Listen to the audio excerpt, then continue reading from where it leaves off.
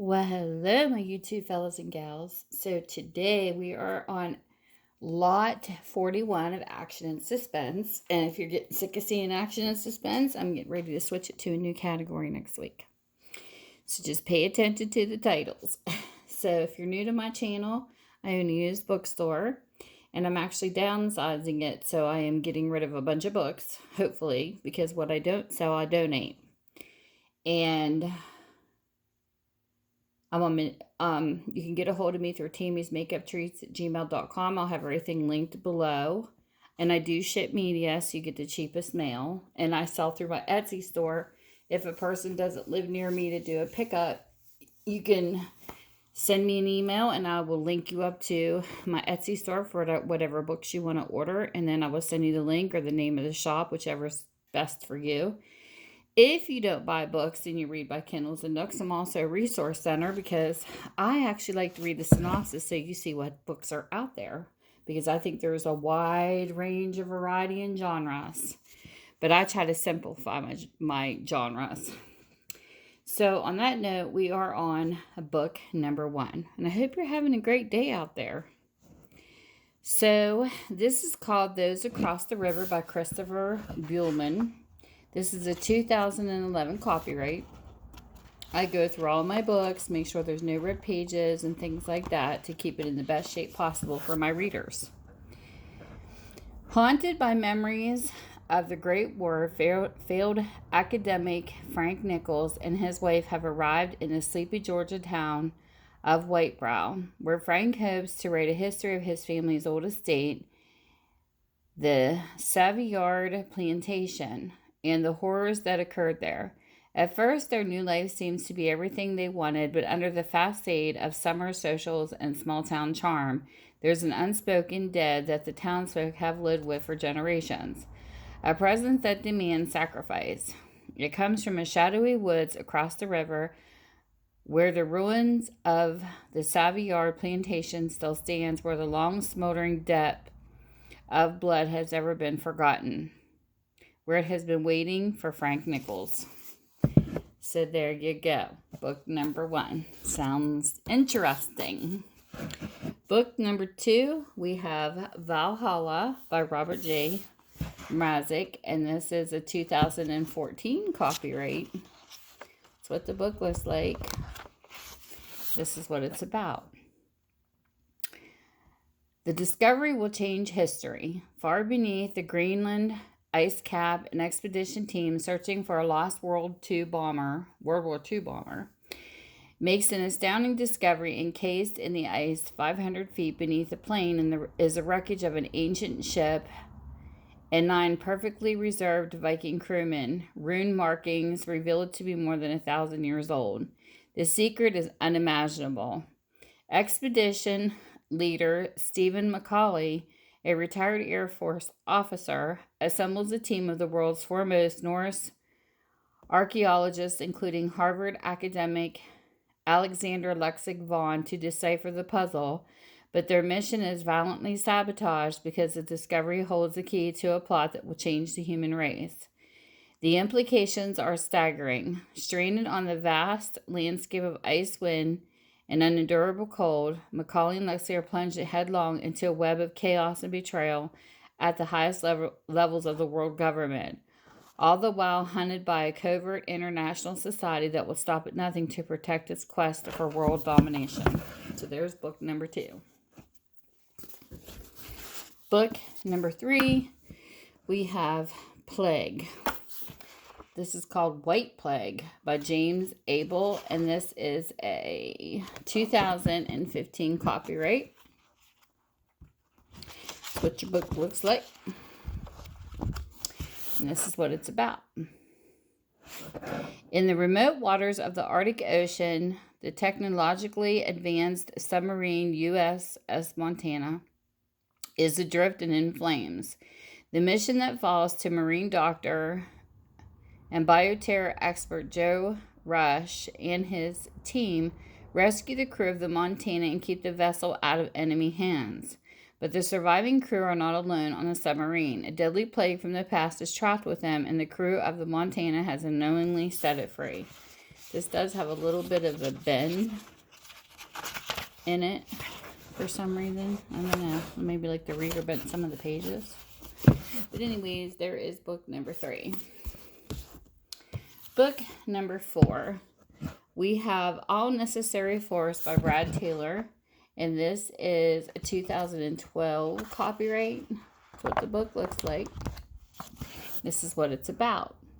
A terrorist hit is coming. CIA, FBI, and the Department of Defense systems have spiked, but traditional intel is going nowhere. It falls to the task force, the top secret team that exists outside the bounds of the U.S. law and is charged with finding and destroying asymmetric threats to stop the unknown conspirators. A shadowy trail leads to the task force to Egypt, where an attack leaves one task force member dead and another barely alive. Veteran warrior Pike Logan and his young partner Jennifer Cahill are forced to helm the increasingly convoluted and dangerous mission, a mission that tests both Jennifer's ability to justify her action and Pike's tenacious ability to stay in control. Tenuous. Sifting their way through the opposing plots of 2 terrorist organizations will turn out to be the least of their problems when a weapon of unthinkable power touches American soil. The only country in which the task force members are forbidden to operate, and the only country that Pike Logan may be unable to save. So there is book number 4. Book number 5. We have What Lurks Beneath by Ryan Lockwood.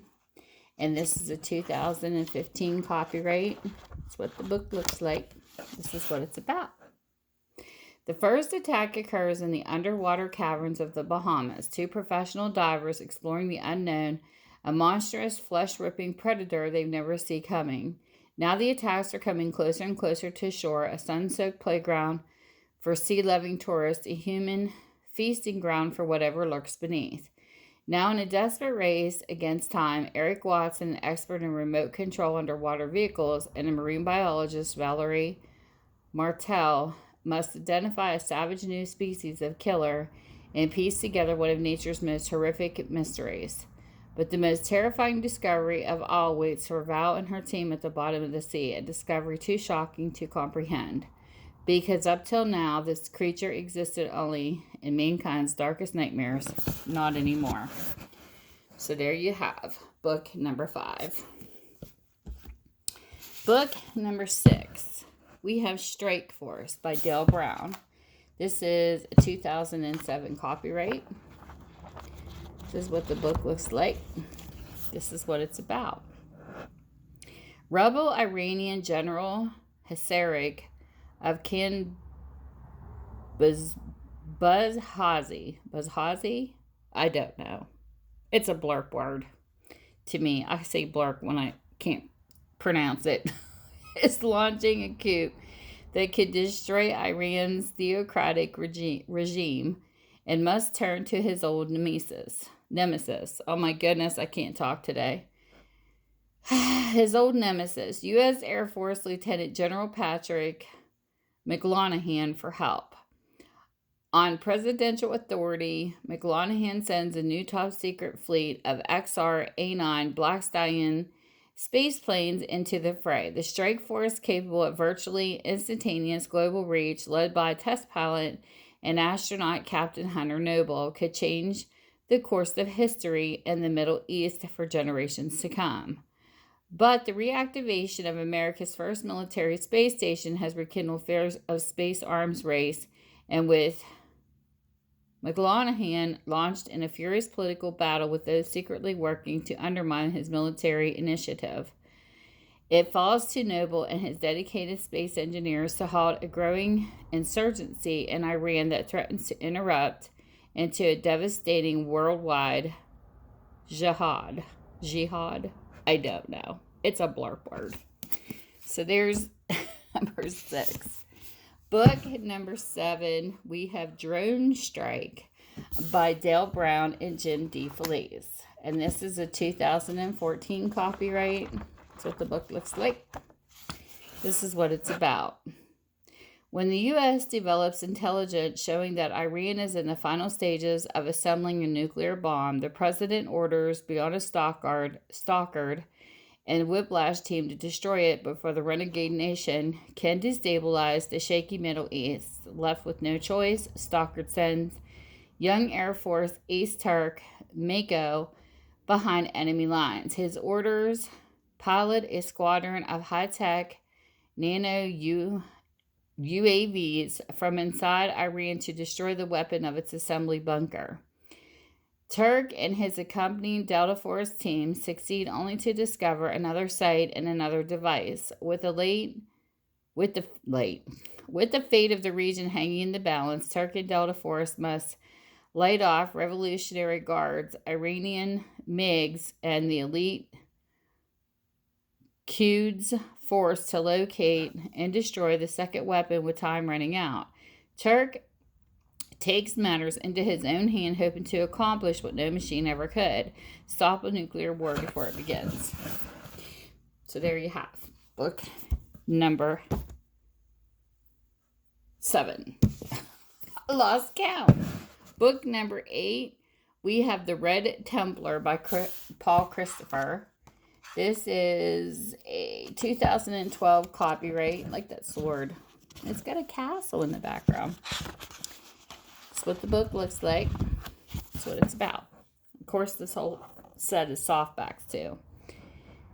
After nearly losing his life in Africa, retired Army Ranger and historian John Holliday is coming home and looking forward to some well-deserved peace and quiet, but his ideal is halted before it even begins. At the airport, he is approached by a Russian man who calls himself, oh geez, here we go, Genrikovich. That's what I'm going with, the blurb word. And what he says stops Holliday in his tracks. He knows the location of the legendary Eos companion to Holliday's own prized Templar sword, driven to continue his pursuit of the why can I never say this word? Enigmatic warrior brotherhood legacy. Holliday soon finds himself once more scouring the world, even as unseen forces align themselves against him. But his search will lead him beyond the truth and into the dark heart of Russia, where the ancient Templar order has recently wielded power for centuries. So there you go, book number 8. Book number 9. We have Full Assault Full Assault Mode by Dalton Fury. This is a 2014 copyright. This is what the book looks like. This is what it's about. I'm having a blah, blah, blah moment. When SEAL Team 6 killed Osama bin Laden, they pulled a treasure trove and intelligence on planned attacks on U.S. soil. Now, Al-Qaeda's new leader is activating his most trusted and most deadly terrorist to detonate a bomb inside of the 64 commercial nuclear power plants in the U.S. Such an attack would be 10 times worse than 9/11. With the potential to kill hundreds of thousands of innocent Americans, there is only one man the president can trust to infiltrate the Al-Qaeda, however you say that word, and prevent this deep cover terror cell from making his plot reality. His name is Colt Racer Rayner. His mission to protect the nation against all enemies at all imaginable costs.